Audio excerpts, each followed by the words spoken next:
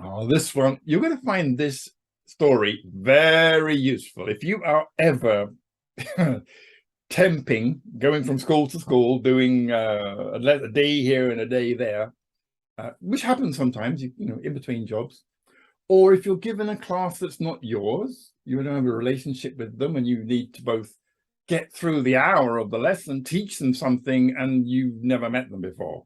Where do you start? I called it the perfect cover lesson. The classroom of teenagers ignored me, talking loudly with their backs turned towards me. They aren't going to listen, taunted fear in my ear.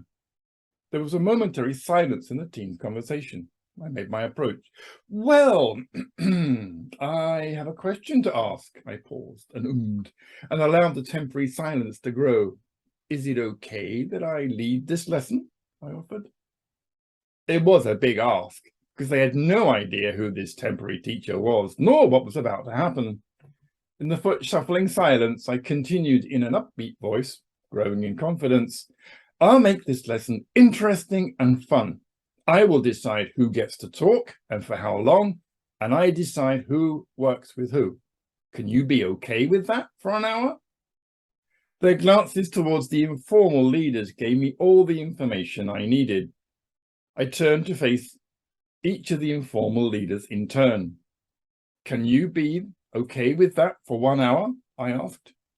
Turned to the second. Can you be okay with that for an hour? Can you be okay?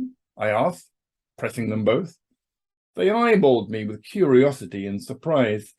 Their continued silence indicated sufficient agreement. I chose to begin the lesson and shared a simple scenario. What if you had to decide between going out with a group of friends to the cinema or another group of friends to play basketball or something similar? How would you choose? What's important to you?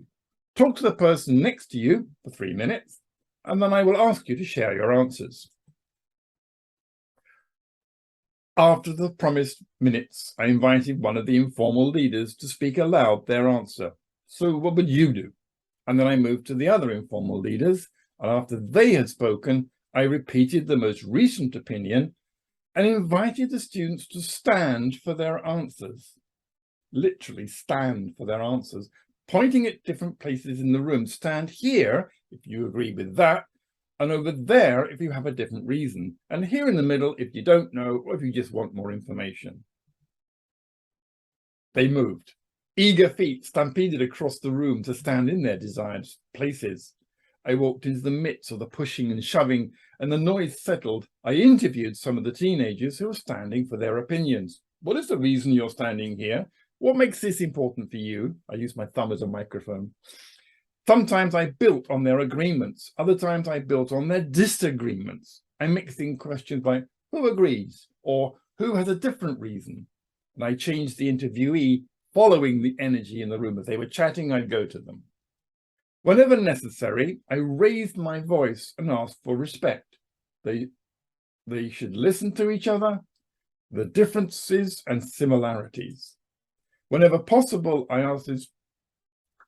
Wherever necessary, I raised my voice and asked for respect, that they should listen to each other's differences and similarities.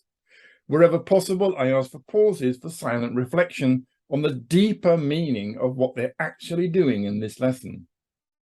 What are we doing here? What are we learning?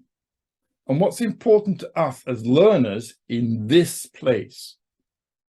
After an hour, the teens were leaning into the deepening discussion.